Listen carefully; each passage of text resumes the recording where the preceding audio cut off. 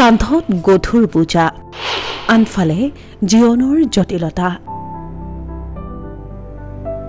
কিতাপৰ বোজা বহন কৰিব লগা বয়সত কান্ধত তুলি লৈছে তাই আন এক বোজা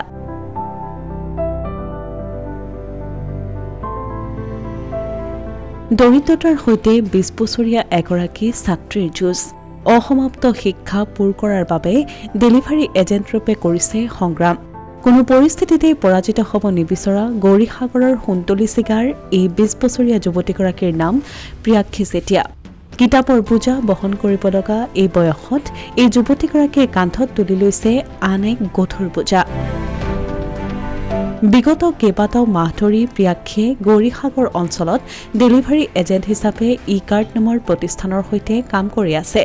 ডেলিভাৰী এজেণ্ট হিচাপে কাম কৰি নিজৰ আধৰুৱা শিক্ষা সমাপ্ত কৰাৰ সংকল্প লৈছে যুৱতীগৰাকীয়ে আৰ্থিক বাধাৰ বাবে থমকি ৰ'ব বিচৰা নাই প্ৰিয়াক্ষী প্ৰতিকূল আৰ্থিক অৱস্থাৰ বাবে নিজ লক্ষ্যত উপনীত হোৱাৰ ক্ষেত্ৰত যাতে বাধা আহিব নোৱাৰে তাৰ বাবে প্ৰিয়াক্ষীয়ে এই কাম বাছি লৈছে মানে কামটো বাছি লোৱাৰ কাৰণটো হ'ল মানে কি মোৰ নিজৰ সপোন যিখিনি আছে সেইখিনি সপোনখিনি পূৰ কৰিবৰ কাৰণে একচুৱেলি ডিগ্ৰীটো সম্পূৰ্ণ নহ'লে মানে মা দেউতাৰ ঘৰৰ অলপ আৰ্থিক অৱস্থা বেয়া হয় আৰু সেইকাৰণে এই কামটো বাছি ল'লোঁ কিন্তু এই কামটো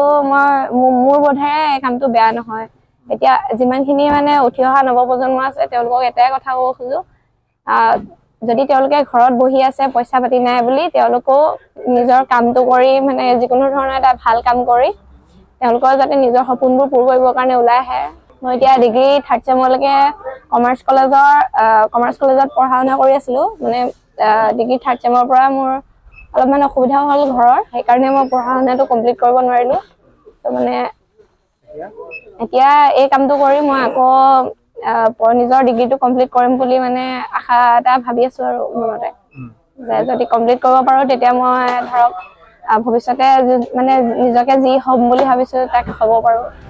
শিৱসাগৰ বাণিজ্য মহাবিদ্যালয়ৰ স্নাতক 3য় ষান্মাসিকৰ ছাত্ৰীগৰাকী এতিয়া গৌৰীসাগৰ অঞ্চলৰ চিনাকি মুখৰ ডেলিভাৰী এজেণ্ট গধুৰ এটা বেগ লৈ দিনটো দৌৰি ফুৰা প্ৰিয়াক্ষীয়ে আৰ্থিক দুৰৱস্থাৰ প্ৰত্যাহ্বানক নেওচি নিজৰ শিক্ষা আৰু সপোন বাস্তৱত সঁচা কৰিবলৈ চেষ্টা অব্যাহত ৰাখিছে